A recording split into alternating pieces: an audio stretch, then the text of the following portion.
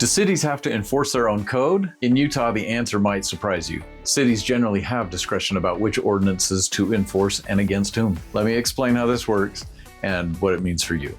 This discretion makes sense when you consider that cities have limited resources for code enforcement. As a result, they often prioritize their efforts, focusing first on health and safety violations like dangerous structures or unsanitary conditions, while other violations like aesthetic standards or minor parking issues may receive less immediate attention. However, while cities have this discretion, they must exercise it fairly. Cities cannot enforce their ordinances in ways that appear arbitrary and capricious, or that violate equal protection principles. This means they can't selectively enforce rules against some people while ignoring the same violations by others without reasonable justification. If enforcement decisions seem random, discriminatory, or lack a rational basis, they could be challenged. There's one critical area where cities must act, and that's building permits. When a city receives an application for a building permit, it must ensure that the plans conform with local ordinances and the building code before issuing the permit. But here's an important caveat. After issuing a building permit, the city doesn't necessarily have an ongoing duty to enforce compliance. A city can issue a certificate of occupancy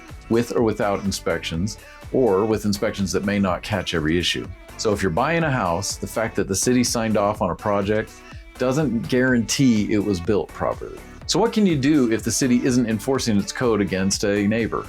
Let's say that your neighbor opens an illegal business that violates zoning ordinances.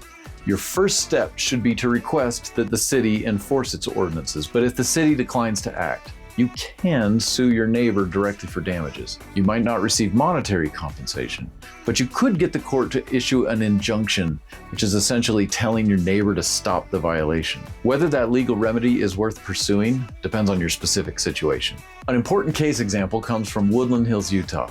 In 2022, a builder received a permit and started construction.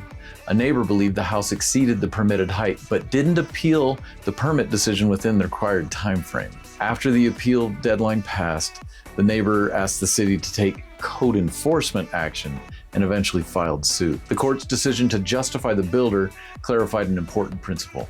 When a violation arises from a land use decision, like issuing a building permit, it must be handled through the administrative appeal process first. The neighbor's attempt to reframe the issue as code enforcement didn't work because the proper remedy was to have appealed the original permit decision within the time frame identified in the municipal code. So what should you do in situations like this? If you're concerned about a neighbor's potential code violation, first contact the code enforcement office in your city if there's one that exists. If not, attend a meeting of the planning commission or the city council and make your concerns known. Document your requests in writing.